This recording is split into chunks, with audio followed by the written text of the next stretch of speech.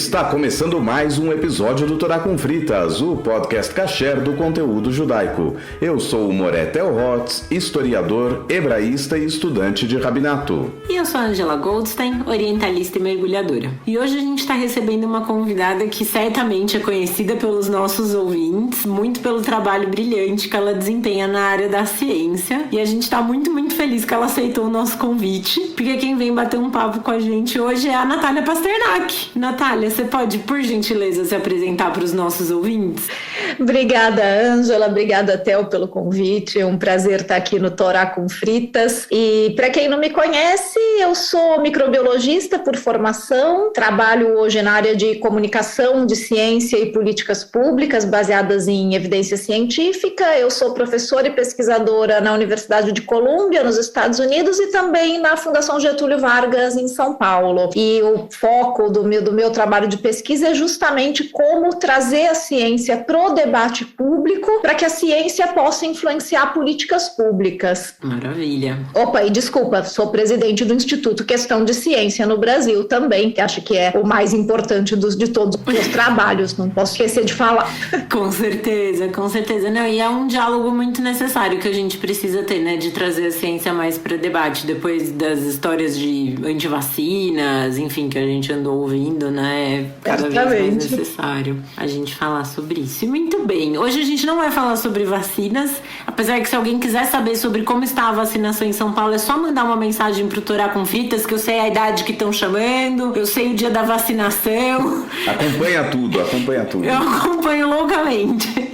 Como quem segue uma novela, assim. Mas a ideia de hoje é a gente conversar sobre um assunto que tá na moda hoje em dia, se é que na moda, né, uma expressão que se aplique a essa situação, mas a gente vai conversar sobre testes genéticos de ancestralidade e DNA. E a gente chamou a Natália muito por essa vocação que ela tem, né, da conversa, do trazer a ciência para debate, mas muito também por causa de um artigo super interessante que ela escreveu para o jornal O Globo há alguns meses, né, falando sobre esses testes. E aí a gente queria, enfim, ter uma ideia de saber se eles, quão confiáveis eles são, o que dá para esperar, enfim, testes de DNA e ancestralidade. Então vamos lá, Angela. Acho que a primeira coisa é explicar um pouco que testes de DNA para genética de populações, para testes de paternidade, para marcadores de doenças genéticas e hereditárias são super importantes. Então é importante fazer esses disclaimers, porque hoje em dia o mundo está tão polarizado que você começa a falar de um tema e as pessoas já querem te classificar no contra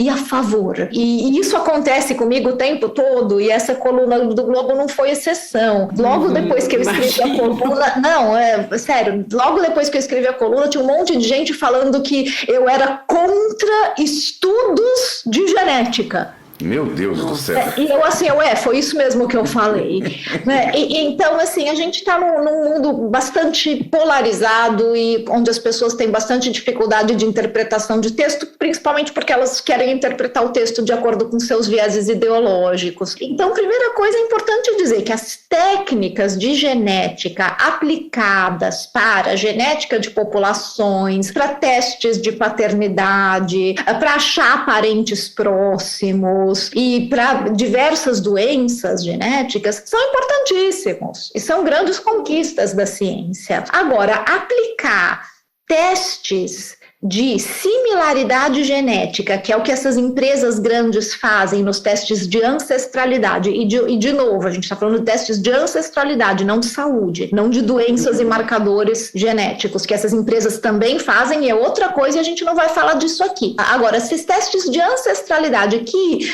acabam meio que prometendo revelar pro indivíduo, não para populações, pro indivíduo qual que é a origem dele, de onde vieram os seus antepassados. Então é meio assim, faça esse teste de DNA que com o que está no seu DNA eu vou poder te dizer de onde vieram os seus bisavós, geograficamente, de onde eles vieram, onde eles moraram, que caminho que eles fizeram até chegar no país onde você nasceu. E isso é algo que não dá para fazer com testes de genética de similaridade. verdade. Então, primeiro, o que são esses testes? Quando você manda o seu DNA para uma dessas empresas que fazem teste de ancestralidade, o que eles vão fazer? O que está dentro da capacidade deles de fazer? Pegar a porção variável do seu DNA. Então, o nosso DNA, ele é mais de 99,9% idêntico. Nós somos todos humanos. Então, tem uma pequena porção do nosso DNA que varia. E é nessa porção do DNA variável que as empresas vão procurar, então, e vão comparar essa porção variável do seu DNA com um banco de dados. O banco de dados da empresa. Então, cada empresa tem o seu banco de dados. À medida que mais gente manda o DNA, mais esse banco de dados aumenta. Isso é legal, fica mais preciso, mas não quer dizer que o banco de dados das empresas compreende tudo que a gente tem de DNA humano do mundo, de todas as possíveis populações, etnias, cores, né, toda a diversidade humana que a gente tem no mundo. Então, primeiro, você está restrito ao banco de dados daquela empresa. Dentro do banco de dados da empresa, então, eles vão comparar o seu DNA com o DNA das pessoas que estão no banco de dados, ou seja, DNA de pessoas que estão vivas hoje, porque não dá para comparar com o DNA de pessoas que viveram 3 gerações atrás, porque o DNA dessas pessoas não foi extraído e não está lá no banco de dados da empresa. Não está no banco, né? Então, porque as pessoas não sabem muito bem exatamente como esses testes são feitos. Então, o DNA que a gente manda para as empresas, ele vai ser comparado com um banco de dados de pessoas que fazem parte desse banco de dados, que depositaram seu DNA ali, e que a empresa, então, vai te dizer, olha, o seu DNA, ele é 20% muito parecido com o de pessoas que vivem hoje no norte da Ásia ou em determinada região da Europa, e ele também é 15% muito parecido com o de pessoas que vivem hoje na África Central. Então, é isso que esse teste vai fazer. Ele vai te dizer o quanto que o seu DNA é parecido com o DNA de pessoas que vivem hoje em determinados locais. E que tenham mandado o teste. E que estejam no banco de dados, E que estejam no banco de dados. Ou porque eles foram coletar, ou porque as pessoas mandaram. E daí você começa a fazer parte do banco de dados deles, então o banco de dados vai crescendo. Então, o que isso quer dizer? Que quando alguém fala, olha, você tem 20% de DNA irlandês, não quer dizer que eles têm acesso ao DNA do seu bisavô ou do seu tataravô. Quer dizer que 20% do seu DNA parece muito com pessoas que vivem na Irlanda hoje, e muitas vezes essas empresas, elas também têm o que eles colocam como parâmetro no banco de dados, pessoas que se autodeclaram como descendentes de, por exemplo, islandeses, vamos continuar com a Irlanda, há 4 gerações. Então, esse para eles é o DNA irlandês, que eles vão comparar e vão dizer, olha, o seu DNA parece muito, 20% parece muito com o desses caras aqui, que são pessoas que depositaram o DNA deles aqui na nossa empresa, dizendo pra gente que a minha família vive na Irlanda há 4 gerações e nunca casou com ninguém que não era irlandês, então seria um DNA puro. Aí já começa a me dar um pouco de nervoso.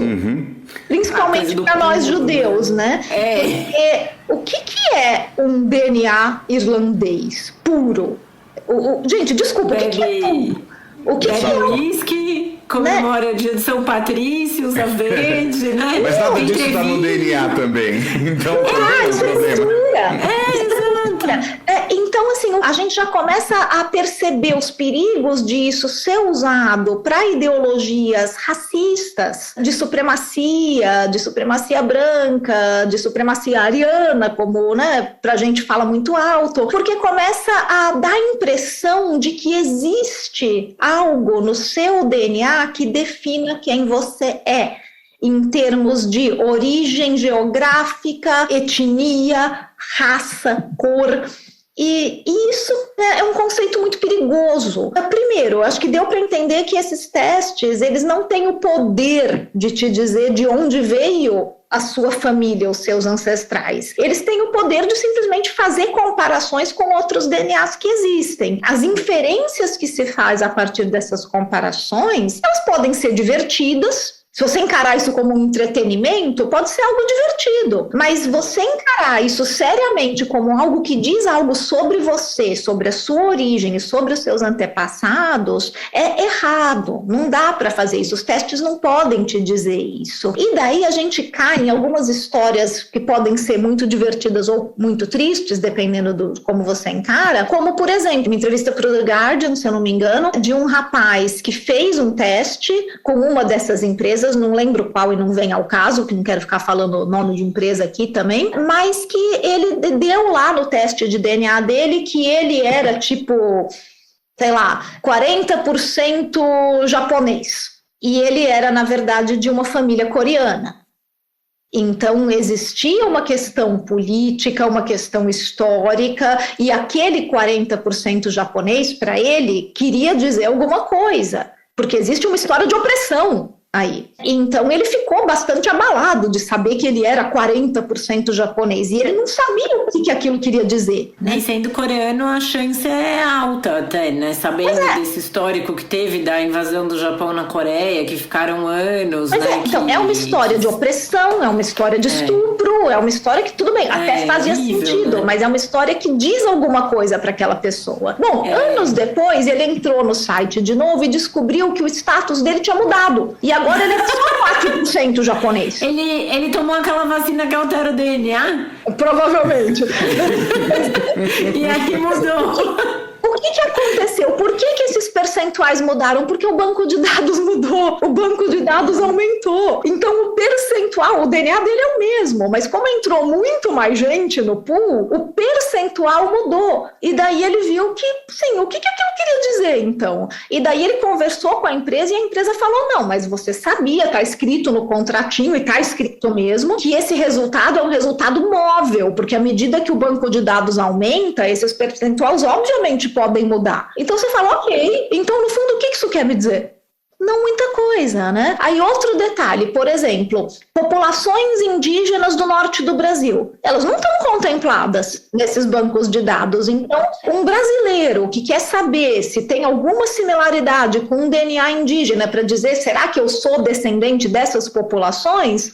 Nessas empresas ele não vai conseguir saber, porque não tem no banco de dados. Ainda não consta do banco de dados. E tem também a questão dos bancos de dados serem diferentes para cada empresa. Então, se você fizer 5 testes de DNA de 5 empresas diferentes, a grande possibilidade é que seu resultado vai dar Ele pode variável.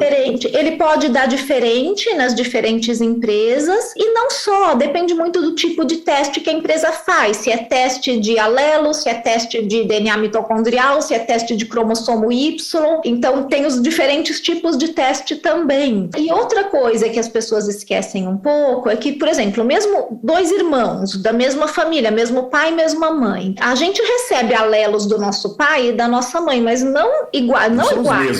A gente não é gêmeo. Quem é gêmeo, tudo bem, é igual, mas e mesmo assim tem algumas diferençazinhas. Mas sim, a gente, não sendo gêmeos idênticos, a gente não recebeu exatamente os mesmos, né, o mesmo DNA, os mesmos alelos de pai e mãe. Então, existem diferenças percentuais no quanto a gente recebeu do nosso pai e da nossa mãe. Então, obviamente, isso também vai variar na hora que eu faço um teste genético. Mas a minha ancestralidade não é a mesma da minha irmã? Claro que é. Nossos avós são os mesmos, mas vai dar diferente, porque a gente recebeu porções variáveis do DNA deles. Então, eu posso ter uma porção muito menor do DNA da minha avó materna, que passou pela minha mãe, do que, por exemplo, a minha irmã. Ela pode ter recebido mais do que eu. E daí, a minha avó materna, que veio da Ucrânia, talvez a minha irmã seja mais ucraniana do que eu. Tipo, é esse tipo de bagunça que pode... É muito superficial. Isso fica um pouco no imaginário, porque a gente também costuma aprender desde criança frações, e a gente sempre divide aquele círculo no meio, exatamente, 1/4 e tudo mais, e a gente começa a pensar dessa forma. E quando a gente fala 50% do DNA do pai, 50% do DNA da mãe, as pessoas entendem como 2 pedacinhos daquele círculo. E na verdade são vários pedaços que compõem 50% no total, e não o mesmo pedaço, a mesma metade, digamos assim. Principalmente essa questão do percentual, né? Uma vez me fizeram uma pergunta, né? Eu estava conversando sobre isso e falaram assim, mas não é assim, tipo, falaram até das minhas origens, falaram, Natália, mas pegar, por exemplo, você, não dá para dizer que você é 25% alemã, porque meu avô paterno veio da Alemanha, e, sabe, 50% russa e 25% ucraniana, não dá para dizer isso, porque isso são os seus avós? Falei, claro que não. Claro que não. Porque assim, para isso acontecer, o meu avô alemão tinha que ser 100% alemão. E o que isso sequer quer dizer? Como é que alguém poderia ser 100% alemão? O que quer dizer isso, gente? Isso é nacionalidade, não é genética. Exato. O próprio mapa alemão mudou muito. E a Ucrânia, então, que na época que meu avô nasceu na Ucrânia, não era Ucrânia, era União Soviética. Exato. E toda a questão da mobilidade das populações que sempre existiu, não era tão grande quanto hoje. Esse entra o meu lado historiador, que eu fico pensando assim, as pessoas não conseguem enxergar um pouco mais além do que avó e bisavó, porque é a realidade deles. Não, mas se nasceu na União Soviética, daí não é DNA ucraniano, é DNA comunista, né? Já muda também. Daí já deve fazer algum sentido, porque afinal o que me chamam de comunista hoje em dia, né? É por isso. A Lu, pode tocar a Internacional Comunista, por favor. O Alu é nosso editor, aí de vez em quando ele põe, assim. Mas é complicado, porque as pessoas, eu entendo que as pessoas querem entender de onde elas vêm, mas de onde a gente vem não está no nosso DNA, ele está na nossa cultura, ele está nas nossas interações sociais. Tem uma outra reportagem, eu não lembro qual revista que foi muito engraçado, que o repórter era judeu e ele fez um desses testes de ancestralidade e daí veio no resultado que ele era quase 100% judeu ashkenazi. E daí ele falou, nossa, que surpresa! Que surpresa! Não tinha nenhuma ideia. Se não fosse o teste, eu não ia saber nunca. E daí ele brinca, né? Ele fala, gente, né? Ele falou, o que me faz ser judeu ashkenazi é o fato de que minha avó falava Yiddish e fazia borscht, né? E daí, uma vez foi engraçado, eu estava tendo essa mesma conversa com a minha filha, ela estava estudando genética na escola, e eles, aliás, parabéns para a escola dela, que fizeram um belo serviço de crítica a esses testes, uma crítica trabalhada, né, óbvio, sabe, para as crianças entenderem o que esses testes realmente querem dizer. E a minha filha me fez a seguinte pergunta naquela época, ela falou, e uma criança adotada que cresceu numa família judia e ela não tem DNA judaico, ela não é judia? Eu falei, claro que é, né? Claro que é, desde o... porque a criação desde que o faz, né? é o ambiente que faz. E do ponto de vista da lei judaica, é outra coisa que vai fazer essa criança judia, quer dizer, aí falando do judaísmo, a prescrição, a gente tem um episódio que ainda não saiu, mas vai sair em breve. Quando esse episódio for ao ar, o de adoção já vai ter saído, de acordo com a nossa agenda. A gente tem um episódio sobre adoção, justamente, e que existe também qual é a prescrição da lei judaica quando um casal judeu adota uma criança, o que precisa fazer do ponto de vista da lei judaica. E aí é outra coisa também, porque é uma questão jurídica dentro do povo judeu. O que vai fazer com que essa criança seja considerada judia? Agora, se um casal converter essa criança e ela vai crescer do ponto de vista da lei judaica como judia, mas ela não for criada como judia, não tem Pessach, não tem Rosh Hashanah, ela nem sequer sabe o que é judaísmo, ninguém fala nada sobre história judaica, nem ancestralidade judaica, ela não vai ser judia do ponto de vista prático, porque ela nem sabe o que é isso. Então, toda essa questão, que também cai em outro episódio que a gente tem, e aqui é maravilhoso como a gente vai ver que vai vendo esse grande quebra-cabeça do Torá com Fritas se montando. Eu estou colocando isso para os ouvintes que estão acompanhando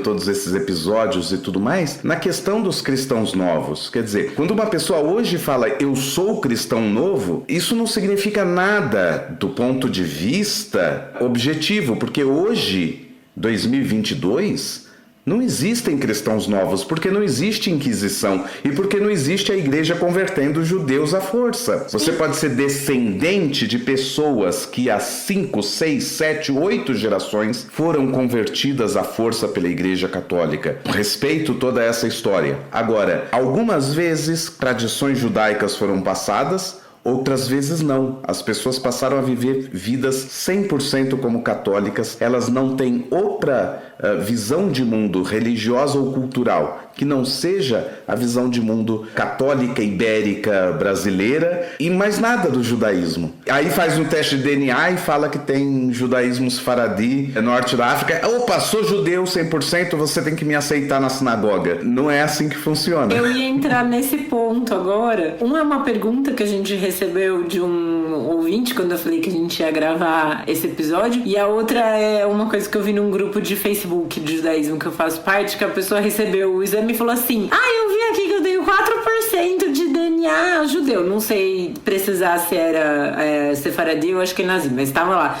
Com certeza vai ter discussão entre o DNA, entre os cromossomos.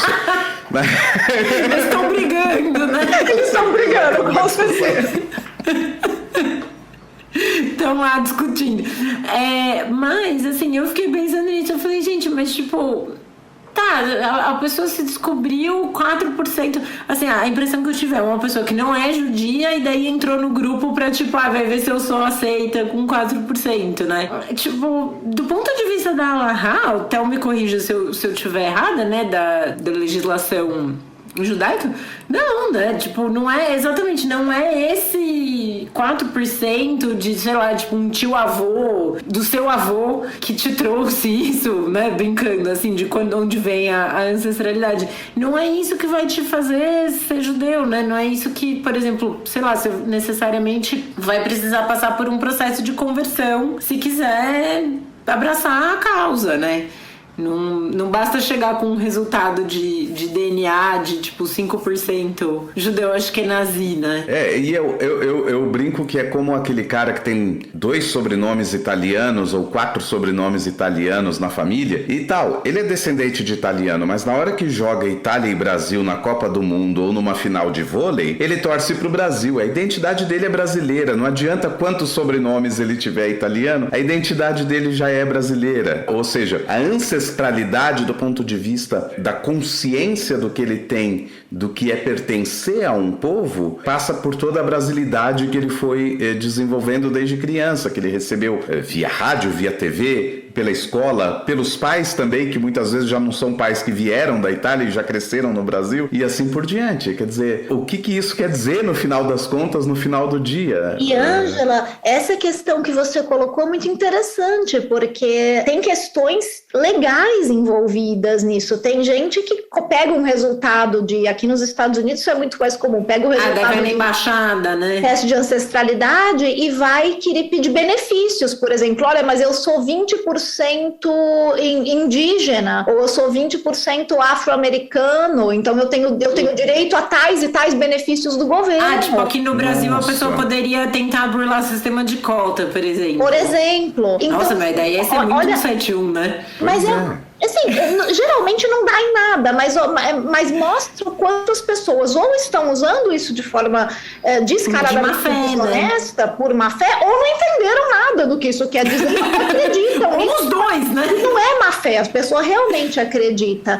A gente vê, assim, eu li diversas matérias sobre como as pessoas interpretam esses testes de ancestralidade quando eu estava escrevendo a coluna para o Globo. E isso que você falou da pessoa que, eu descobri que eu sou 4% judia, é até fofinho, né? Tipo, é simpático. É simpático. É que nem... Eu achei, quando você escreveu a coluna, eu achei muito bom o título, porque era uma sensação que eu tinha de que é uma coisa meio de astrologia, assim. Sim. Quando este episódio tiver ido ao ar, o nosso episódio sobre judaísmo e astrologia também já terá ido ao ar. Os ouvintes saberão a minha opinião sobre astrologia, que não é a mais favorável. Ótimo.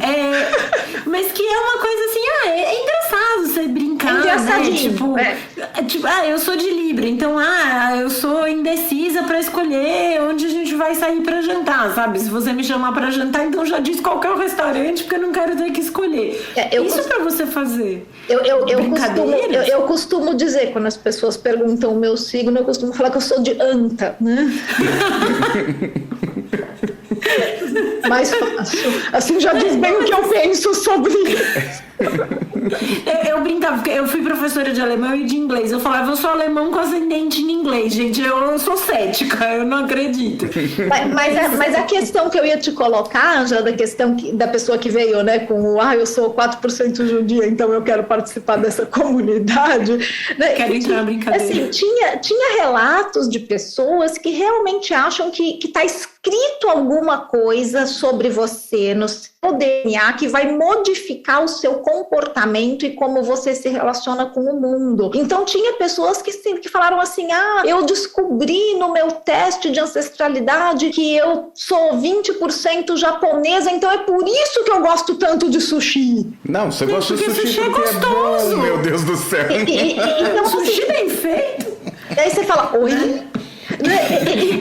Mas é isso com o signo também, né? Quando fala, libriano é indeciso, daí você fala, nossa, é mesmo, é uma característica que eu tenho. Mas assim, X, né? Sabe que quando a gente ia pra praia? São coisas muito genéricas, né? Tem lugar turístico, assim, em geral, tem um negócio, sei lá, você tá, vou pegar o exemplo da praia, que é assim, tem uma tela pintada com uma sereia, assim, o rabo da sereia e tal, e a cara tá em branco, pra você enfiar a sua cara ali e você tirar uma foto de sereia. O horóscopo eu interpreto como uma coisa meio assim, você lê ali, librianos gostam de harmonia, librianos gostam de coisas bonitas, librianos são indecisos. Fala, nossa, isso tudo tem a ver comigo. Porque você é humana. Exato, mas assim, eu tô vendo, né, eu tô lendo ali e as pessoas falam, nossa, isso tem a ver comigo. Só que se pegasse uma descrição de qualquer outro signo e pusessem ali falando que é Libra e eu lesse sem saber, eu ia falar, nossa, eu sou assim também. Taurino, que falou que gosta de ficar em casa, gosta de comer, gosta de sei o quê. Eu ia falar, nossa, tem a ver comigo. Virei taurina agora. Exato, tipo, mudou meu horóscopo, né? E a outra pergunta... A astrologia é uma coisa extremamente genérica então você consegue se identificar com qualquer coisa porque somos todos humanos e o meu ponto com os testes de ancestralidade é exatamente isso, que justamente os estudos de genética, eles têm tido um esforço para mostrar para as pessoas que geneticamente nós somos todos muito parecidos e inclusive acabar com o conceito de raça, porque não é um conceito que faz sentido geneticamente, raça humana. E é importante que a gente acabe com os conceitos de raça, isso é importante socialmente. E daí, de repente, as pessoas começam parece que dar um passo para trás com os testes. Fazer exatamente o contrário.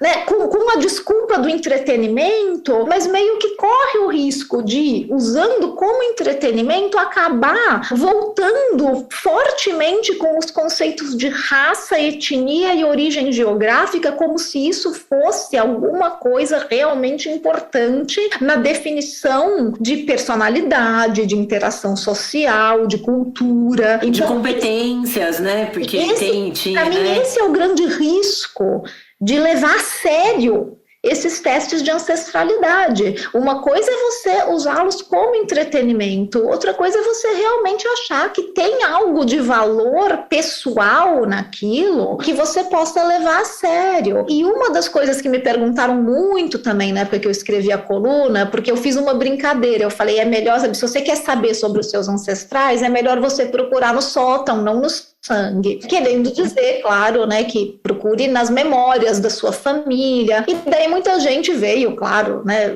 daquele jeito super amigável das redes sociais, super fofinho e gentil, me falar que professora, tem gente que não tem sótão. E eu falei, que no Twitter você não pode falar nada, né? A moça pôs a foto de 5 potes de sorvete que o pai comprou porque ela tirou um dente e já veio um outro falando, dá pra ver pela marca do sorvete que foi a sua família que escravizou a minha. Você fala, meu amigo... Não, as pessoas tiram conclusões interessantes. Eu considero isso sempre um exercício antropológico, você ver comentários de mídia social.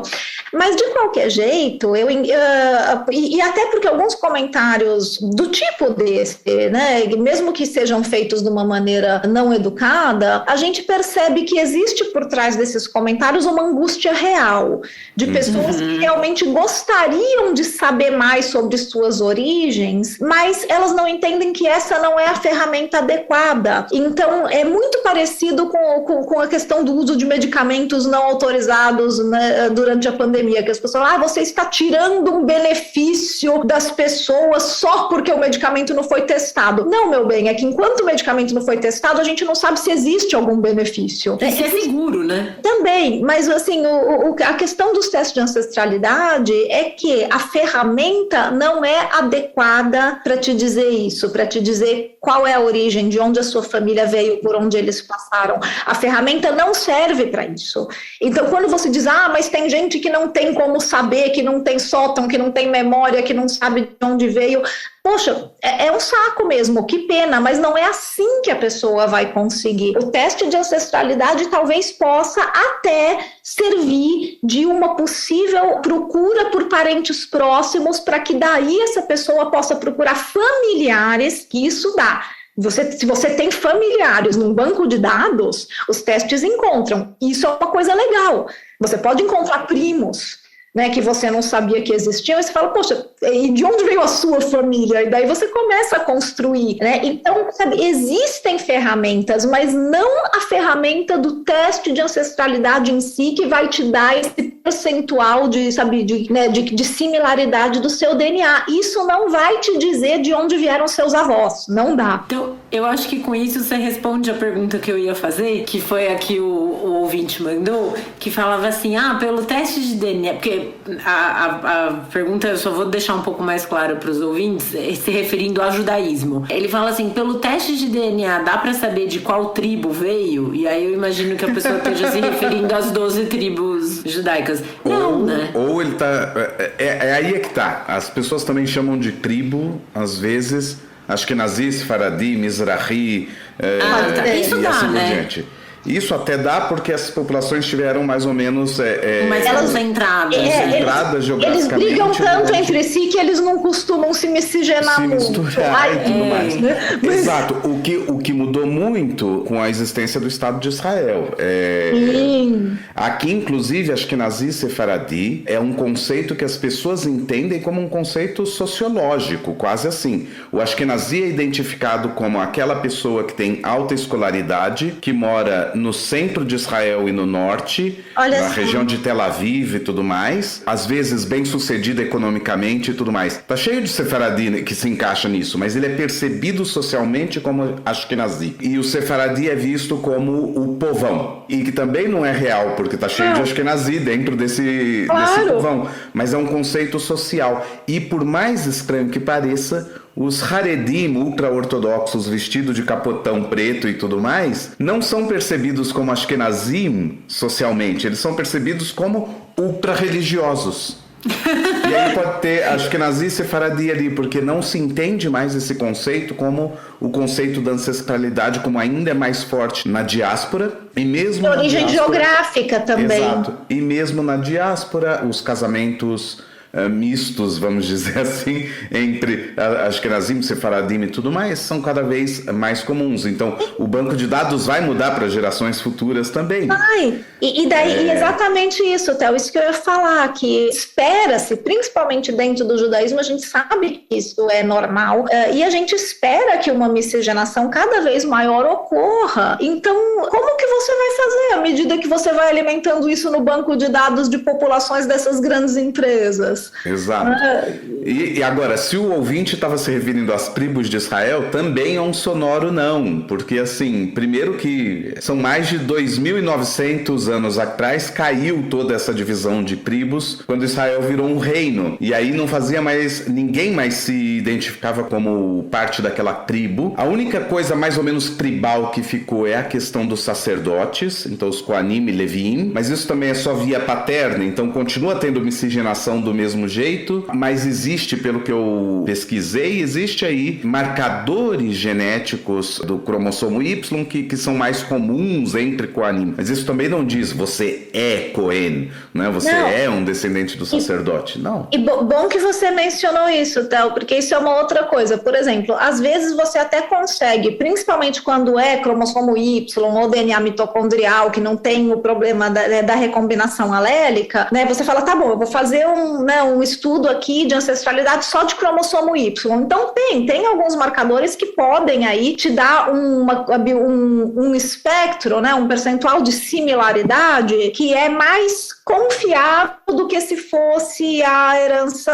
autossômica. Mas isso não quer dizer que você é descendente do fulano que veio do país tal. Por exemplo, se fizer de cromossomo Y e falar que você tem 40% de similaridade do seu cromossomo Y com judeus alemães, por exemplo, isso não quer dizer que o judeu russo ou o judeu espanhol não possa ter também esses mesmos marcadores e você não possa ser descendente de um deles. Então é uma questão de probabilidade. E é isso que as pessoas precisam entender também. O que esses testes dão, além de todo esse problema da precisão que a gente estava falando, porque é uma aproximação muito, muito superficial. E dentro dessa aproximação é uma questão de probabilidade, não de determinar. Não dá para determinar. O cara pode ter nascido da Alemanha, mudou para a Espanha, foi para o Brasil, depois foi para a Suécia, casou e teve filho ali, cara. Você não tem como você determinar as origens geográficas dos seus antepassados e o caminho que eles fizeram através do que está no DNA. O que você pode é fazer uma brincadeira de probabilidade. Dentro de qualquer cálculo de probabilidade, você tem um erro. E, geralmente, o que essas empresas não mostram, ou às vezes está lá pequenininho em outro lugar, quando eles mostram as tabelinhas do você é 20% isso, 30% aquilo e 40% outro, é o tamanho do intervalo de confiança dessa informação.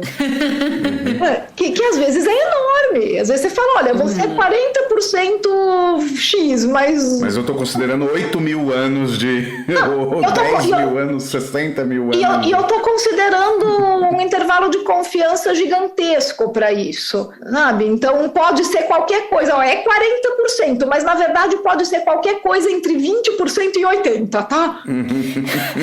Tá que nem o Paulo Guedes, que tava num negócio que ele falava que o aumento podia ser de 25% ou de 50%, ele não tinha certeza. É muito próximos esses valores. É a mesma coisa, né? Então, assim, eu acho que assim, o que a gente pode realmente deixar para o ouvinte muito claro é que os testes de ancestralidade, eles são entretenimento.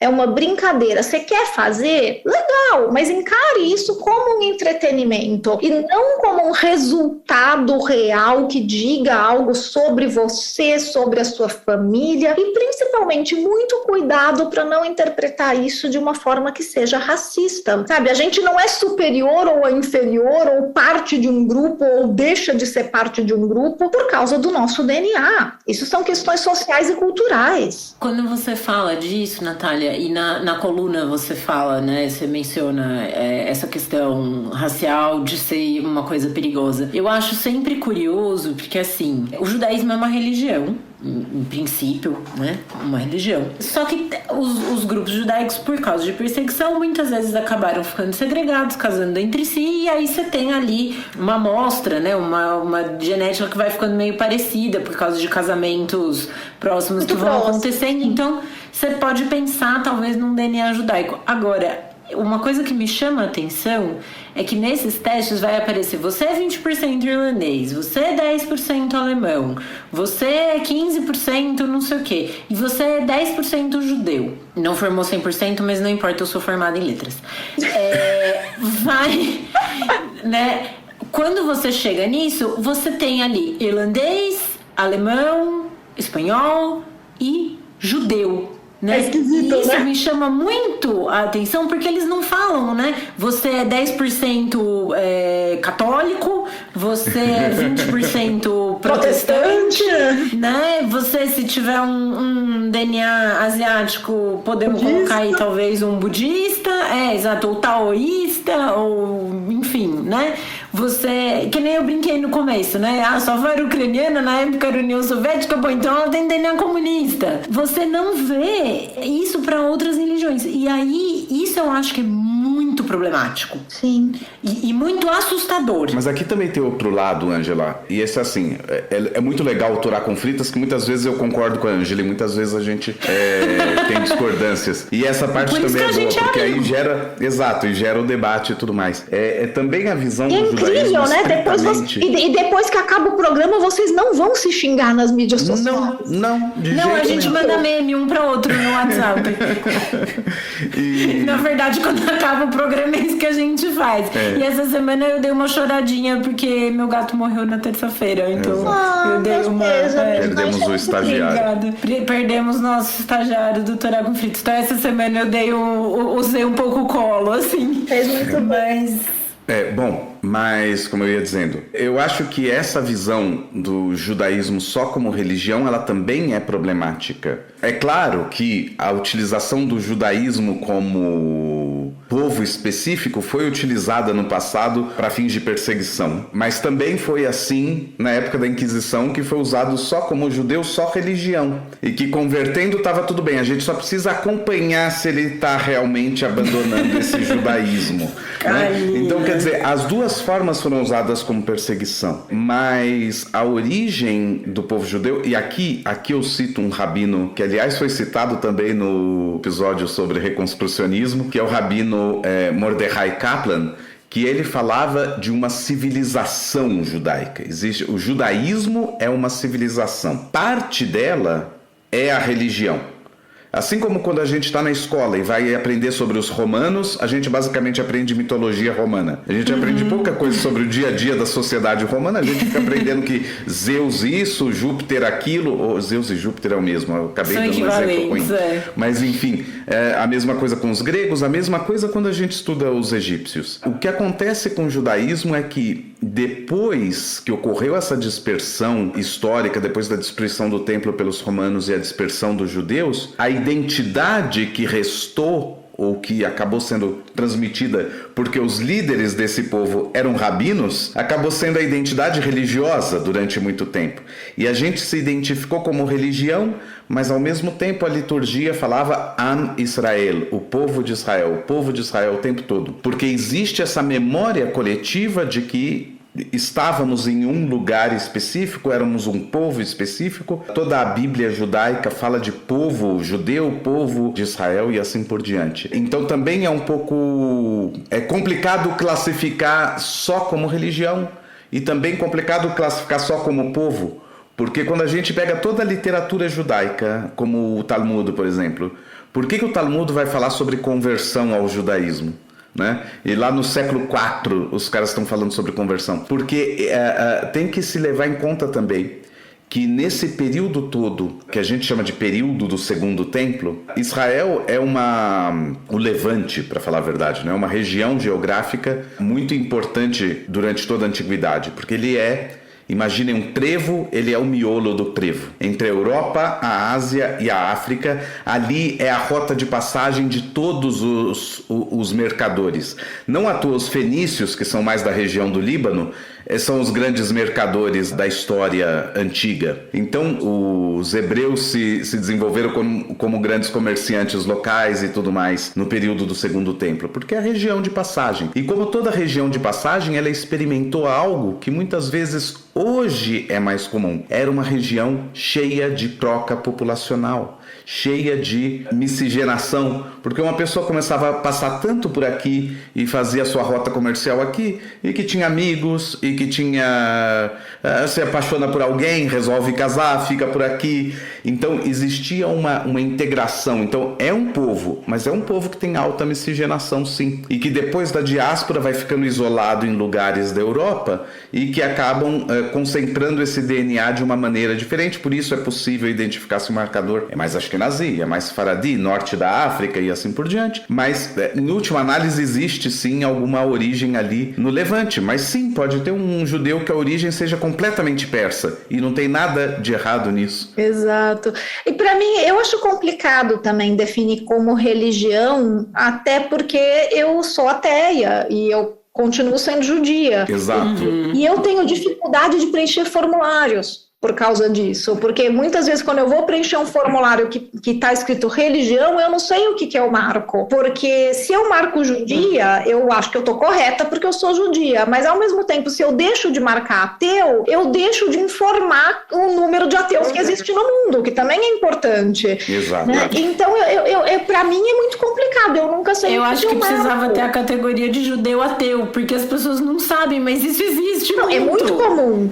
E daí muito comum, né? E daí eu tenho uma história muito engraçada que eu vou ter que contar, porque eu acho que o Torá é o local. Eu tenho um amigo que foi casado, namorou, acho que namorou com uma moça judia mas por muito tempo, assim, e ele frequentou, então, muito a comunidade judaica, ele ia na sinagoga, ele ia nas festas, ele ficou super judeu. E depois ele acabou terminando o namoro, mas ele sentiu uma identificação muito forte com o judaísmo e ele foi conversar com um amigo dele, que era rabino, que ele queria se converter. Só que ele é ateu. Ele falou, olha, eu quero me converter porque eu sinto que eu quero ser judeu, mas eu não quero mentir. Eu não quero dizer que eu acredito em Deus, porque eu não acredito, né? E daí o rabino falou para ele, olha, é o seguinte, para você se converter, você tem que acreditar em Deus. Depois que você já tiver convertido, se você quiser, daí você pode brigar com o seu rabino e dizer que você não acredita mais e virar ateu. Mas o contrário eu não consigo fazer.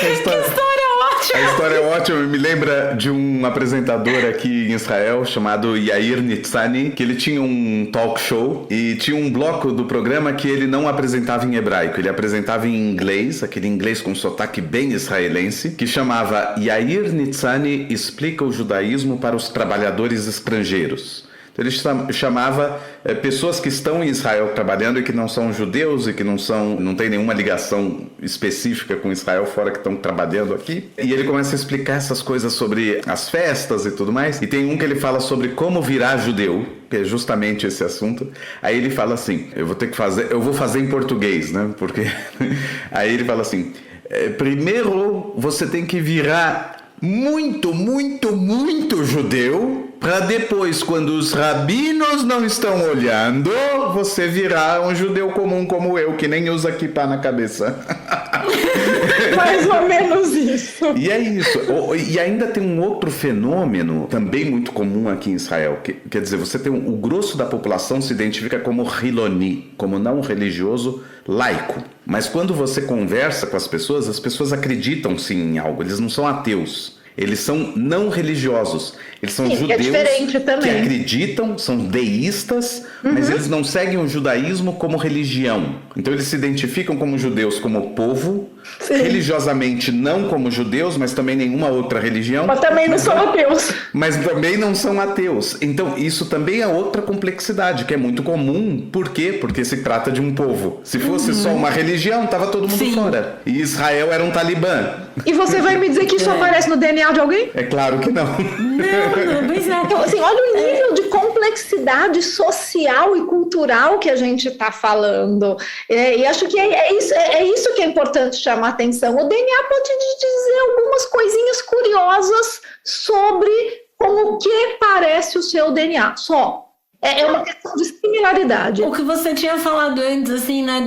Eu tenho 20% de sangue japonês, por isso eu gosto de sushi, né? Você pega o Brasil, que é um país de dimensão continental, assim, é enorme, né? E aí você vê, por exemplo, da questão da comida, né? Vou usar o sushi como exemplo da comida. Eu lembro uma vez eu fui ao Tocantins e o guia lá do grupo que eu tava viajando, ele falou, não, se alguém aqui no Tocantins abrir uma padaria pra vender pãozinho francês pro café da manhã, o cara vai falir.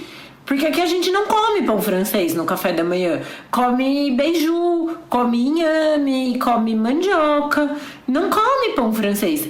Pra mim, que sou de São Paulo, o pão francês é super parte do café da manhã. Exatamente. Pensar em... Parte da sua identidade. Exatamente. Tipo, comer um pão na chapa com um café com leite na padaria é uma coisa super de São Paulo, assim, né? Mas olha, Theo, pegando o gancho nessa sua frase, e daí eu acho que o pessoal de marketing também tem muita culpa nisso. Você falou, é sua identidade. Quantas vezes a gente já não viu isso em campanha de marketing? Está no meu DNA. Como as pessoas usam DNA como se fosse um sinônimo de identidade. Não, agora a gente vai entrar na parte que eu mais gosto, que a gente vai falar mal do capitalismo. Porque assim...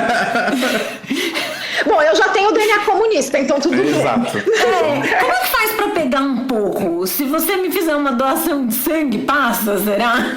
Você sabe que eu me defino como social-democrata só porque tem o lado alemão da família. Devia ser da Alemanha Oriental. Mas assim, na coluna da Natália, uma coisa que me chamou muita atenção é quando ela fala que essas empresas de teste de ancestralidade fizeram uma parceria com uma empresa que aluga casa para férias, né? E aí você aluga a sua casa para férias, é tipo assim, eu descobri que eu sou 20% italiana, então eu vou passar férias. Só que assim, eles falam da Itália, né? E aí pode ser de um lugar super incrível na Itália, ou pode ser de um lugar horroroso na Itália. Duvido que exista, mas possivelmente tem, né? Você não vai querer, se te disserem que o seu DNA é brasileiro, você não vai querer ir pra Cubatão, você vai querer ir pra Bahia, né? E, né, então não vai você vai escolher um lugar legal na Itália. E aí, quando o capitalismo começa a pôr a mão nisso, você sabe que a coisa a vaca já tá indo meio pro brejo, assim, né? Você já tá se aproveitando ali da coisa que a pessoa vai querer. Olha, mas daí é a mesma coisa que você falou em relação à astrologia, Ângela. São as empresas usando características de entretenimento para vender férias. Do mesmo jeito que eles estão vendendo férias para quem fez o teste de ancestralidade, eles poderiam estar vendendo férias de acordo com o seu signo solar, sabe? Dizendo que, olha, os taurinos gostam mais de férias no norte da Europa e os sagitarianos preferem Austrália e Nova Zelândia, sei lá.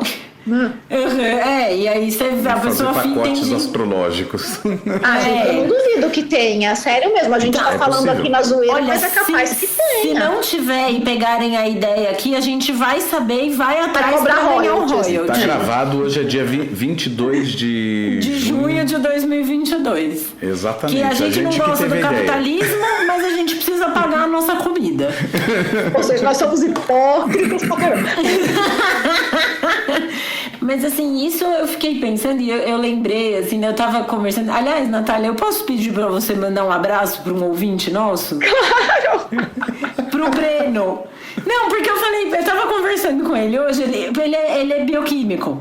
E aí, quando eu contei que a gente ia gravar dos testes, ele falou que legal, e a gente começou a trocar uma ideia. Eu falei, você não sabe, a gente vai falar com a Natália Pastrana, aquele, meu Deus, eu adoro ela! Eu vou mandar um abraço pra minha irmã também. Fica um abraço pro Breno e pra irmã do Theo, que ele não falou nem o nome. Então... A Érica. Tá vendo, Érica? Que você vê que ele não fala nem seu nome, né? Mas enfim. Não, porque daí era essa conversa que eu tava tendo com o Breno, assim, falando de, eu acho sacanagem quando vai com essa da empresa vender férias, né? Porque você já tá. Isso me lembrou de uma época, nos anos 90, que tava meio numa moda das pessoas irem em, não sei onde, mas em pessoas que diziam quem elas foram em vidas passadas. Todo mundo sempre o faraó do Egito. Sim, então, ninguém foi a Uno, né? Ninguém foi Hitler na vida passada, né? Todas as mulheres foram Cleópatra, né? Ninguém foi a cozinheira da Cleópatra. Né? Ninguém foi a modista da Cleópatra. Não foi a Cleópatra. Quem foi que escreveu um livro? Gente, faz tanto tempo que eu li que eu não lembro mais o nome do autor, que era Minhas Vidas Passadas a Limpo, que era uma sátira disso, de vidas passadas. E daí era alguém que falava, que brincando, claro, o livro é uma sátira, mas falando que ele descobriu, ele fez lá um teste de vidas passadas e ele descobriu que ele era sempre alguém que era completamente acessório na história, então ele sabia, ele era o escravo da Cleópatra, ele era o cunhado do Júlio César, então assim, ele nunca era ninguém importante, mas ele estava sempre ali vendo tudo que estava acontecendo. Meio... Isso que eu fico pensando, imagina, assim, né? Nos testes de DNA, se te disserem que você tem uma ancestralidade de um lugar que é uma zona de guerra, você não vai querer comprar um pacote de férias, não, né? E pra começar, assim, se você for levar a sério a questão da ancestralidade, todo mundo na Europa é descendente de Carlos Magno, né? Porque não dá para não ser. Então, a brincadeira é a seguinte, só para deixar claro, depois de algumas gerações para trás, todo mundo é descendente de todo mundo, não tem muito mais como separar, principalmente numa grande região, né? Então, a gente não consegue determinar esse tipo de ancestralidade, eu sou descendente dos vikings. Não, porque você não consegue primeiro determinar quem são os vikings, exatamente onde eles viveram. Sabe, você pode dizer que o seu DNA é minimamente ou maximamente parecido com pessoas que habitam as regiões onde nós sabemos que houve populações chamadas vikings no passado. É isso que o teu DNA vai dizer. Exato. Então, mas é que a pessoa quer ser uma valquíria, né? Sim. E que a gente quer tirar significado disso. Exato. Não, e que a gente gosta, assim, se eu for ver a minha vida, né, assim, é uma vida completamente comum, né? Regular e tudo mais. Uma pessoa absolutamente comum. Acordo, faço meu café da manhã, tenho uma gatinha, faço um carinho na gatinha, né? Depois ponho a roupa pra lavar, entro na reunião do escritório, depois eu esquento um almoço, lavo a louça. É uma vida completamente banal, assim. E é muito interessante você pensar que, né, sei lá, pensando no negócio das vidas passadas.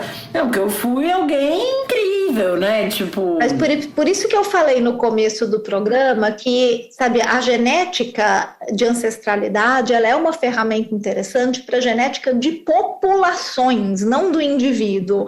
Então, quando você quer ver migração de grandes populações, poxa, daí sim é uma ferramenta super bacana, você consegue fazer isso. Agora, para o indivíduo, acaba sendo simplesmente realmente um grande exercício de ego, né? De quero saber sobre mim, eu quero saber quem foram os meus antepassados, porque eu quero me sentir importante. Ou às vezes existe também, como eu falei, acho que isso tem que ser levado em conta, tem aquelas pessoas que têm realmente uma angústia de não saber nada sobre os seus antepassados e falar, poxa, eu queria tanto saber de onde eu vim. Então existe essa angústia é real e existem várias estratégias de genealogia, de você tentar procurar parentes próximos para tentar, então, aliviar a angústia dessa pessoa, mas não esses testes de ancestralidade, não são uma boa ferramenta para isso. Aí entra, eu acho que uma aplicação que também não é 100%, mas é uma ferramenta que te ajuda, e aqui eu falo como historiador, embora eu não seja da área de genealogia, né? Mas esses testes podem ajudar você a encontrar e montar pedaços da árvore genealógica faltante, a partir do momento que você consegue encontrar parentes próximos. Isso. E que de repente tem outras informações sobre antepassados que você não tem. Sim. E aí vocês conseguem construir uma árvore juntos. Então hoje isso o papel é bacana. O genealogista, ele pode trabalhar muito mais em conjunto com outros genealogistas, montando suas árvores. Mas isso não significa que ele que ele usa a ferramenta do DNA para dizer nós temos essa ancestralidade isso ou aquilo. Né? Não, eu acho legal e acho importante a gente dizer isso para dizer que esses bancos de dados, eles são legais, eles são úteis para um monte de coisa. O problema é o uso comercial que está sendo feito vendendo esses testes de ancestralidade como se eles tivessem significado real. Né? Agora, o que dá para fazer com essas empresas e com esses bancos de dados é fantástico, tem muita coisa bacana. Eu acho que busca de parentes é a coisa mais bacana que você consegue fazer com isso. E daí eu tenho também uma história muito engraçada de busca de parentes, né? Eu tenho um outro amigo que, quando ele era estudante de medicina, ele foi doador de esperma para banco de esperma. E daí um dia ele colocou o DNA dele nesses bancos de dados porque ele queria fazer um teste de ancestralidade. E aí ele descobriu 5 filhos. Montes. Um monte de fantástico. Então, assim, tem essa questão também. E ele falou que o erro foi dele. Ele falou que tinha um campo para você escolher se você quer que o seu DNA fique disponível publicamente ou não. Né? E ele nem se ligou, nem lembrou que, sabe, quando ele era jovem ele fazia isso e tal. Então ele falou, claro que pode ficar disponível publicamente. Daí... Daí ele descobriu que ele era pai de 8 crianças, né? Não tem nenhum problema jurídico, legal, nada, claro, né? Ele fez isso, né, dentro de empresas. Tudo foi assim, tava tudo regular. Mas ele falou que foi esquisito, sabe? Não que ele não soubesse, né? Ele era doador, é óbvio que ele sabia que, né, o material genético dele ia ser utilizado, mas ele falou que foi esquisito. A sensação deve ser estranha, porque uma coisa é no nível das ideias, eu vou ajudar famílias a terem filhos. Outra coisa é quando você descobre, nossa, existem pessoas reais que são geneticamente meus filhos e que vieram me procurar, né? Que eu não tenho a mínima ideia quem são e que eles vieram me procurar. O que eles querem comigo? Tipo... E não era, as pessoas não queriam nada, entende? Ninguém queria dinheiro. Só queriam conhecer, né? O Theo falou, quando a gente começou a conversar de teste de DNA e tal, ele falou, não, que dá pra achar parente. Eu falei, Deus me livre. Já não chega os que a gente já tem, né? Não, tudo que eu não quero é achar mais parente, gente. Ainda colocar no grupo do Zap. Nossa, pelo amor de Deus. Você entra num grupo de WhatsApp de uma família que você nem conhece. Fica mandando bom dia. Oi, eu sou sua tia. Tipo, nossa, mais alguém pra perguntar aí os namoradinhos, sabe? Tipo, não quero. Agora, falando um pouquinho só sobre a utilização errada, ou quando uma ferramenta assim cai em mãos erradas, a gente falou no começo sobre essa utilização como forma de repente, justificar um discurso ou supremacista ou qualquer coisa do gênero. Essa é justamente, e aqui fica como alerta também, ou para nossa comunidade, mas também para nossa comunidade de ouvintes, de uma situação que está acontecendo em Israel recentemente, que é ligada ao Rabinato Central. Em Israel a gente tem essa questão de que não existe casamento civil. Que é muito esquisito, né? Então... Que é muito problemática também, porque hoje um cidadão israelense de religião muçulmana, se ele é xiita, ele se casa pela Shia. Se ele é sunita, ele se casa pela Suna. E tá tudo bem. Ele registra lá no Ministério do Interior como casado e tá tudo certo. Se ele é cristão, seja protestante, católico romano ou católico do Oriente, ele consegue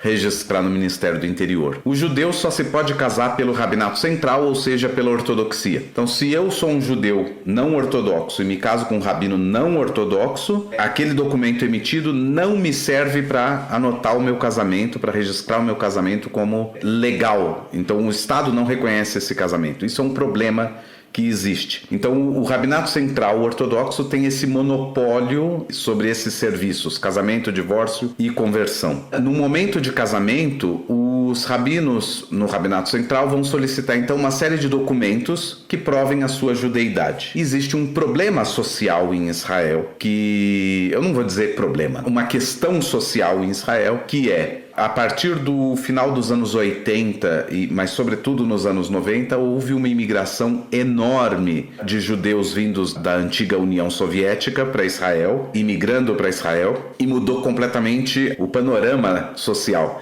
Hoje, cerca de 20% da população israelense é descendente de primeira ou segunda geração de judeus que migraram da ex-União Soviética. E qual o problema? O problema é que durante 70 e tantos anos na União Soviética, a religião, qualquer religião, estava na ilegalidade. E como a única coisa que te prova a sua judeidade é o documento de casamento da sua mãe e da sua avó materna e assim por diante, e esses documentos não existem, os judeus não têm como provar que são judeus. Eles sabem por autodeclaração. Não, minha mãe sempre falou isso, meu pai sempre falou isso. E como a lei do retorno em Israel permite que alguém que tenha no mínimo um dos 4 avós, e pode ser o avô paterno como judeu, ele pode migrar para Israel, isso viabiliza com que não judeus, mas que tenham um avô judeu, possam imigrar para Israel. Só que o Rabinato Central, como um rabinato ortodoxo, não vai fazer um casamento dessa pessoa, porque essa pessoa não é vista como judeu.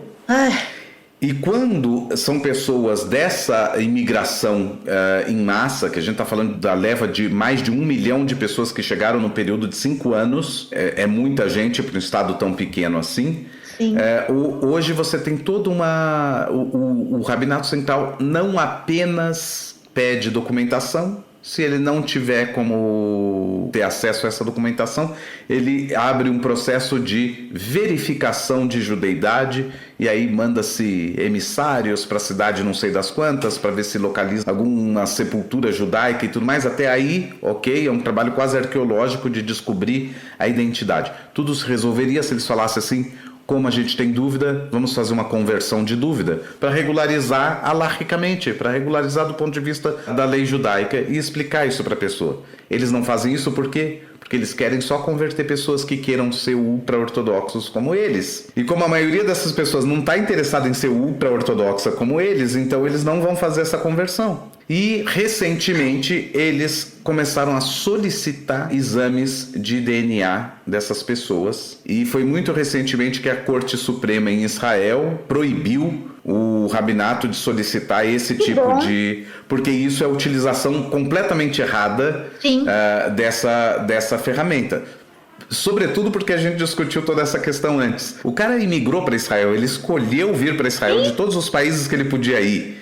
Então, isso só já deixa muito claro qual é o tipo a identidade dele. De identidade que ele tem. É verdade que existe um número, não é maioria, mas é um número significativo de pessoas que chegaram em Israel e se tornaram, do ponto de vista religioso, católicos ortodoxos, que era a religião oficial lá na Rússia depois da queda do comunismo. E era a única religião que eles tinham acesso. É verdade isso, mas a gente não está falando aqui da maioria da população. A maioria da população que veio de lá, veio porque se identifica como judeu, se sente como judeu e só isso já dá a pertinência para ele. A melhor forma de regularizar seria fazer a conversão dessas pessoas, regularizar do ponto de vista... E aqui a gente tem que falar uma outra coisa. Quando a conversão surgiu lá atrás, há mais de 2.000 anos atrás, quando os rabinos começam a discutir isso, era numa época que a Judéia era independente e soberana. O processo de conversão não era uma conversão religiosa, era um processo de naturalização. A palavra giur, que significa conversão em hebraico, ela vem da raiz lagur, que é morar. É simplesmente uma pessoa que optou morar naquela região, ela adotava as leis da região e as leis eram as leis judaicas. Sim. As leis da Torá e assim por diante. Ela adotava as leis. Não era diferente de um processo de virar australiano. Não era diferente do processo de virar, sei lá, mexicano, de pedir cidadania, britânico, enfim. Então, hoje, quando você tem de novo uma soberania judaica no Estado de Israel, o Rabinato Central, ele tinha, e essa é a principal discussão que tem aqui, é até que ponto um Rabinato Central que seja ultra-ortodoxo, ele responde ao povo judeu. Ou seja, a gente precisava ter um Rabinato Central justamente mais liberal, porque ele consegue representar um maior escopo do povo de Israel em geral e lidar com essa situação. Eu sei que você não vai ser uma pessoa religiosa, mas do ponto de vista da regularização do teu status como cidadão, inclusive, a gente precisa fazer esse processo de conversão. Muda-se o nome, não sei. E eu continuo achando muito estranho, Theo, dentro de tudo isso que você falou, que né, já deixa a gente bastante perplexo, o fato de não existir casamento civil, porque, como eu falei, eu como judia e ateia, eu não gostaria de ter um casamento religioso, mesmo dentro do judaísmo, porque não é o que eu quero, não faz parte de como eu vivo, das coisas que eu acredito. E tem outras questões. O divórcio também está na mão exclusivamente do Rabinato Central. Pois é, então olha que zona, né? Como é que você fica? E quando você tem filho, como você faz com questão de herança, de tudo isso?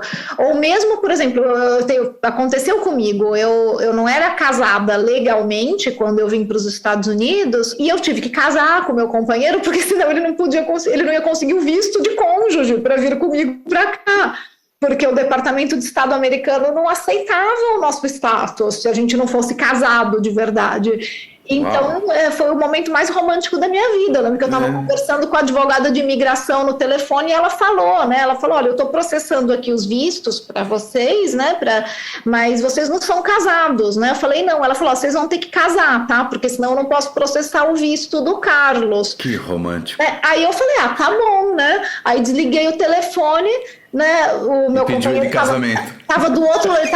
estava comigo do outro lado da mesa, eu desliguei o telefone e falei, puta que pariu, vamos ter que casar. Aí ele olhou pra mim e falou, nossa, que romântico. Você não vai nem ajoelhar? Pasternak, em primeira mão, doutora Cumprida. Mas você vê, por exemplo, aqui a gente tem uma situação onde um casal de judeus, que são reconhecidamente judeus por uma linha do judaísmo, mas não são reconhecidos como judeus pelo rabinato ultra-ortodoxo, vieram para Israel já casados. Se eles querem se separar em Israel, eles não podem, a priori, porque quando eles apresentam o processo pro rabinato, pro Beit Din, eles não reconhecem o casamento. Eles falam, vocês nem casados são porque vocês nem judeus são, então não vou fazer esse divórcio. Só que daí essas pessoas estão amarradas e não podem casar com outra pessoa. Aí esse casal tem que ir pro tribunal de família. O Tribunal de Assunto de Família vai obrigar o rabinato a cuidar do assunto, e aí o rabinato sim vai receber e cuidar do assunto. Cuidar do assunto não significa que ele vá fazer o divórcio.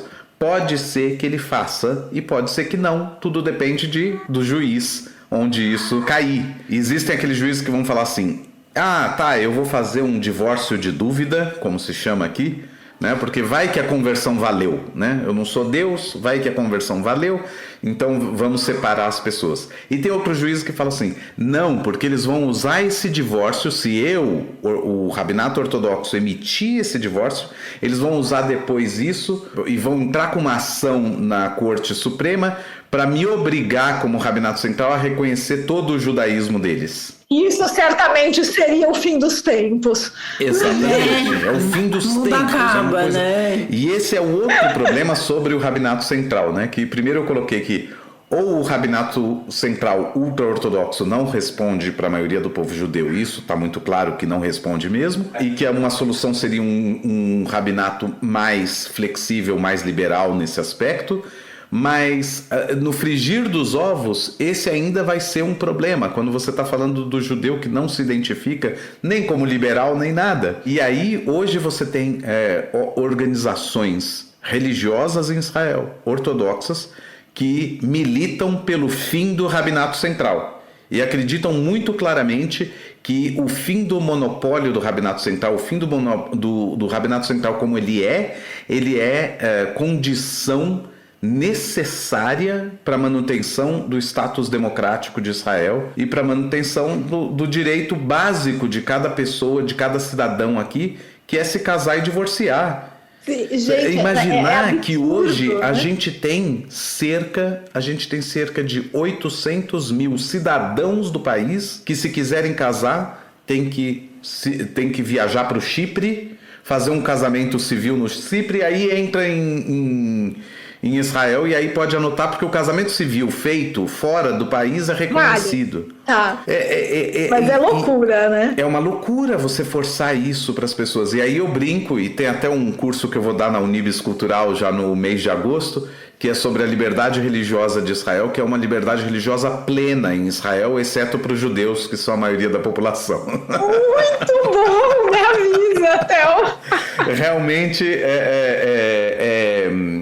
é um quadro muito complexo que existe hoje aqui, e fica aí para os ouvintes do Torá com Fritas mais muito essa legal. Surpresa sobre as complexidades judaicas, e também sobre isso, dessa utilização de uma ferramenta dessa para provar que a pessoa realmente tem uma ascendência. Mas que bom que foi vetado, né?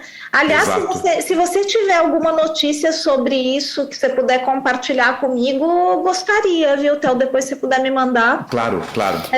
Passa pra mim, que eu tenho o WhatsApp da Natália. Ai, gente, mas obrigada, nossa, que aula, adorei saber. Nossa, eu fiquei surpresa também, assim, de como isso é uma coisa invasiva, inclusive, né, assim, em todos os âmbitos, né, de tipo, não, a gente vai te virar do avesso aqui pra saber se é mesmo, eu também acho bem complicado. Dá um mal-estar, assim, né, você saber de uma coisa dessa. Só uma observação, entre esses organizações, na verdade, mesmo ortodoxas, que militam pelo fim do Rabinato Central, eles têm também programas de conversão de uma maneira de uma abordagem completamente diferente e tudo mais. Qual é toda a questão? Eles fazem tudo conforme a lei judaica. O Estado de Israel hoje considera essas conversões válidas para fins de anotação como, né, anotação civil no sentido cidadania e tudo mais, e concessão de direitos, mas ainda essa pessoa que passe por essa conversão não consegue casar, porque o casamento e o divórcio está unicamente na mão do Rabinato Central. Embora o Estado reconheça essa conversão, o Rabinato Central continua não reconhecendo. E aí tem um outro problema, que tem conversões, inclusive ultra-ortodoxas, que ocorrem na cidade de Bnei Brak, que não são reconhecidas pelo Rabinato Central. Quer dizer, o rabinato mais ultra-religioso que tem no mundo, que é em Bnei Brak, faz uma conversão que o Rabinato Central de Israel vai dizer, eu não reconheço. Que eu acho que daí eles acham que é muito ortodoxo, aí não precisa tanto. Daí aquela piada dos 2 judeus na ilha deserta com as 3 sinagogas, né? Aliás, para terminar, então, se vocês acharem que depois vocês cortam, tá, gente? Se não for apropriado, mas vou contar uma piada de rabino ortodoxo, então, pra gente posso? Provavelmente vai ser como falar, apropriada. É que o cara chegou, né, foi na sinagoga ultra-ortodoxa conversar com o rabino, levar o cachorro dele, que o cachorro ia fazer 13 anos e ele queria fazer o bar mitzvah do cachorro. E daí o rabino falou, não, você tá louco, você é um cachorro. Ele falou, não, mas eu criei o cachorro como judeu e eu quero que o cachorro faça bar mitzvah, o cachorro vai fazer 13 anos, o cachorro não vive tanto assim, eu sei lá quanto tempo, né, daqui a pouco, né, o cachorro vai morrer, eu quero fazer o bar mitzvah do meu cachorro. E o rabino falou, não, o senhor tá louco, eu não vou fazer bar mitzvah de cachorro, quem o senhor acha que eu sou? Isso é um absurdo, né? E daí, poxa, né? Tá bom, então, o senhor não quer fazer, não faz, né? E pensar que eu paguei $1 milhão pro Moyle que fez o Brit Milá dele. Mas calma aí, eu não sabia que o cachorro era judeu. É bem por aí. E é bem por aí. Isso tudo vai mostrando como o rabinato ele acabou se convertendo unicamente num órgão político e ele não está enxergando as coisas do ponto de vista judaico que ele devia enxergar e ele não está servindo ao povo desse país. Como deveria, né? E portanto, eu sou realmente, e não só porque eu sou um estudante de rabinato liberal, mas eu também advogo pelo fim. Eu acho que o Rabinato Central ele tem monopólios que ele não deveria ter. Um deles foi quebrado recentemente no papel, ainda não na prática, que é o monopólio sobre a supervisão de kashrut, e agora rabinatos locais das cidades podem dar essa supervisão de kashrut, o que deve ampliar a competitividade e, portanto, baratear também valores, porque ainda tem isso, é um monopólio e se paga para o supervisor ir a cada empresa e cada restaurante tem que pagar uma vez por ano um valor absurdo para o Rabinato Central renovar o certificado de kashrut e todas essas questões. Eu sei que a gente acabou saindo um pouquinho do escopo do mas não, episódio, mas foi legal. Mas eu acho importante falar um pouquinho sobre isso e pode dar gancho, inclusive, de repente, para um futuro próximo, né? Para um futuro episódio. Com certeza. Então, acho que com isso a gente pode encerrar o episódio de hoje. E a gente sempre deixa, Natália, no fim, alguma dica de filme ou livro. Como eu contei pra vocês antes da gente começar a gravação, eu queria indicar uma série que tá na Netflix, que chama The One, que é muito interessante. É uma série de ficção, né? Que eles decidem, são alguns amigos que têm uma empresa, e a ideia da empresa é: você vai achar o seu par perfeito, o seu gatinho, que bonitinho. Essa é a Ray, gente. Ela é uma gata extremamente aparecida. Até que hoje ela demorou. Geralmente, quando ela percebe que a câmera tá ligada, ela vem. O pessoal da TV Cultura às vezes pergunta, quando ela não aparece no jornal, fala: a Ray não veio hoje? O meu gatinho que eu falei que morreu era assim, o Rubens, ele chamava. E ele passava, e ele miava, e ficava o rabo. Ele era todo aparecido. Mas enfim, a ideia... Hoje miou algumas vezes aqui, mas ele tá tímido. E E aí então a ideia da empresa eles vão achar o seu par ideal através de um exame de DNA. Então você manda o seu material genético, pode ser um pouquinho do cabelo, pode ser um swab, né, de cotonete e tal, e aí você manda e eles vão achar o seu par perfeito da vida. A série é muito interessante porque ele vai contando a história de diferentes pessoas que fazem o teste, sabe, como vai se desenrolando, assim, esses encontros, é bem, bem bacana. E eu queria indicar um livro também, que eu não sei se eu já falei isso aqui no Torá com Fritas, o Theo certamente já sabe disso, que uma das minhas linhas paralelas de estudo é a Coreia do Norte. Eu gosto de ler livros sobre a Coreia do Norte. E um dos livros que eu li há alguns anos chama The Cleanest Race. Tem um resto de nome aqui, peraí, deixa eu pegar. The Cleanest Race. How North Koreans See Themselves and Why It Matters. Então como a raça mais pura, né? Como os norte-coreanos se veem e por que isso é importante. E aí eu lembrei desse livro na hora que a gente estava falando do moço coreano que fez o exame e deu que ele teria uma porcentagem alta de DNA japonês, né? E aí nesse livro ele fala bastante da ocupação japonesa na Coreia e como isso foi feito. Eu acho, infelizmente, que só está disponível em inglês, mas é um livro bem interessante, assim. Bem interessante de ver como eles se acham assim, racialmente superiores. E aí, por quê? Né? É bem interessante. Então, são essas minhas indicações. Muito legal, Ângela. Olha, eu vou deixar uma indicação que é meio self-serving, mas que realmente eu gostaria que as pessoas tivessem acesso, que são os meus 2 livros publicados com o meu agora marido, né, o jornalista Carlos Orsi, o Ciência no Cotidiano, que ganhou o Prêmio Jabuti, e o Contra a Realidade.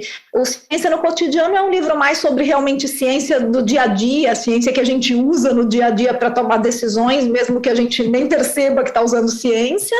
E o Contra a Realidade já é um livro mais duro sobre negacionismo, e tem um capítulo sobre negacionismo do Holocausto, onde eu faço comparações das estratégias do negacionismo científico e do negacionismo histórico, que são estratégias muito parecidas, e o Theo sabe isso melhor que eu. O próprio termo negacionismo ele foi cunhado por historiadores e não por cientistas, né, para o negacionismo do Holocausto. Então, acho que para quem quer ter, e daí no livro eu dou dica de algumas referências mais robustas sobre isso, porque o Contra a Realidade ele tem um capítulo sobre o negacionismo do Holocausto. Quem quiser ter leitura, né, muito mais densa sobre o assunto, mas é muito interessante, porque os mecanismos mentais são os mesmos, de você negar a história ou de você negar a ciência, porque no fundo você está negando fatos, né? É o que a gente fala, todo mundo tem o direito à sua própria opinião, mas você não tem direito aos seus próprios fatos, né?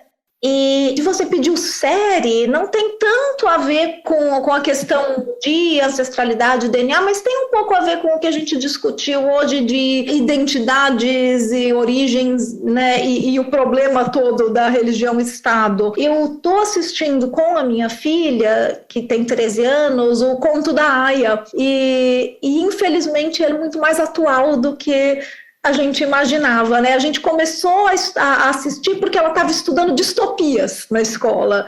E daí eu falei, vamos assistir então, que, né, isso aqui é uma distopia. E daí você começa a assistir e você fala assim, bom, mas não é, né? Porque você descobre que nem é tão distópico assim, né? Não é, porque quando você vê o que está acontecendo agora no Brasil, por exemplo, que, sabe, negaram um processo de aborto para uma criança de 11 anos que foi estuprada, né, você começa a ver que não, isso não é tão distópico, isso é real, e isso é real em outras partes do mundo, em outras comunidades, em outras culturas, né, e a própria autora falou, né, que ela se baseou em outras culturas e outras histórias para escrever, mas o que eu acho que é o grande ponto alto da série é que, por mais que a gente saiba que os problemas que ela mostra ali, né, acontecem em outras culturas e aconteceram em outros momentos históricos, eu acho que o grande alerta que a série traz é dizer, isso pode acontecer de novo e pode acontecer com você, né? E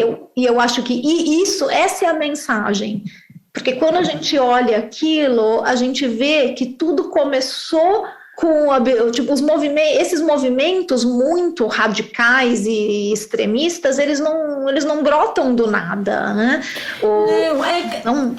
Eu acho que isso é muito semelhante à violência doméstica, assim, né? Ou relacionamentos abusivos, né? Não é no primeiro dia que você sai com o cara abusivo que ele vai te deixar um olho roxo. E que você vai ter certeza que você está dentro de um relacionamento abusivo, isso demora.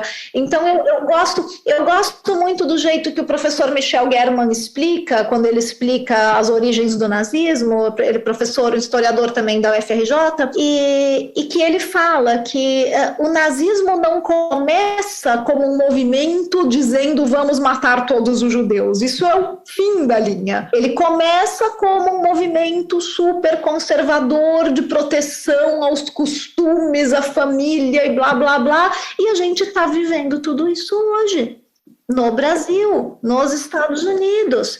Então, eu acho que essa série, eu fico feliz de estar assistindo com a minha filha adolescente para que ela tenha esse alerta, que ela tenha esse olhar de falar, esse negócio pode ser de verdade. E é nossa obrigação, principalmente como mulheres, ficar alertas para isso, porque senão a gente corre o risco, e já que estamos falando de ancestralidade, de cair no mesmo erro que os nossos antepassados caíram. Eu lembro do meu avô alemão, meu 25%, né? Meu avô que fugiu da Alemanha nazista, ele contava que o pai dele não acreditava que a guerra ia estourar. E falava, imagina, isso é modinha, isso daqui a pouco passa. Os judeus sempre foram bem-vindos na Alemanha. Não, tem acho que uma capa de um jornal que falava, não, imagina, ele não é tão louco assim, a gente tem uma Constituição. Pois é. Né? Então, eu acho que deu, né? A gente não pode cometer o mesmo erro. A gente não pode ser a geração que vai dizer, imagina, daqui a pouco isso passa. Exatamente. Com certeza. Bom, eu vou tornar minha uma recomendação que foi da Natália no meio do episódio. Eu achei aqui toda a referência. Eu recomendo, então... Quer dizer, eu recomendo não porque eu não li, mas já que a Natália recomendou, eu só complemento a recomendação. Minhas Vidas Passadas a Limpo, do legal. Mário Prata. Opa! Eu não lembrava que era dele. Isso, o Mário Prata é ótimo. E escrito nessa forma satírica e bem-humorada e tudo mais. Perfeito, ele está presente na maior parte dos grandes eventos históricos, ele vai narrando em primeira pessoa, já que ele era com certeza pessoa importante em cada um desses. Ele só não é o Gengis Khan, né? Ele não era o Gengis Khan, mas eu li há muito tempo, mas eu lembro que eu me diverti tanto com o livro. Eu vou procurar. Não, eu gosto muito da escrita do Mário Prata, deve ser muito bom. Muito bem, Natália, a gente queria te agradecer de novo pela generosidade de doar seu tempo para estar aqui com a gente conversando. Foi um super prazer. Prazer foi todo meu, gente. Aprendi muito também. Realmente, que bom. Muito obrigado. Foi incrível. Então a gente encerra por aqui mais um episódio de hoje do Torá com Fritas. Lembrando que vocês podem entrar em contato com a gente através do nosso e-mail, que é o toracomfritas@gmail.com. O nosso Instagram é @toracomfritas. Vocês podem nos seguir no Twitter, @toracomfritas. Para não perder nenhum episódio, assina o nosso feed no seu tocador de podcasts preferido. Eu sou a Angela Goldstein, junto com o Theo Rods, idealizadora e apresentadora do Torá com Fritas. O Alu é o nosso editor de som e intérprete da nossa música de abertura. Para entrar em contato com ele é só procurar no Instagram pelo @Alu de sempre ou @AluProdu. E a nossa identidade visual é da Maia Batalha. Muito obrigada a todo mundo que ficou com a gente até agora. Muito obrigado e até a próxima!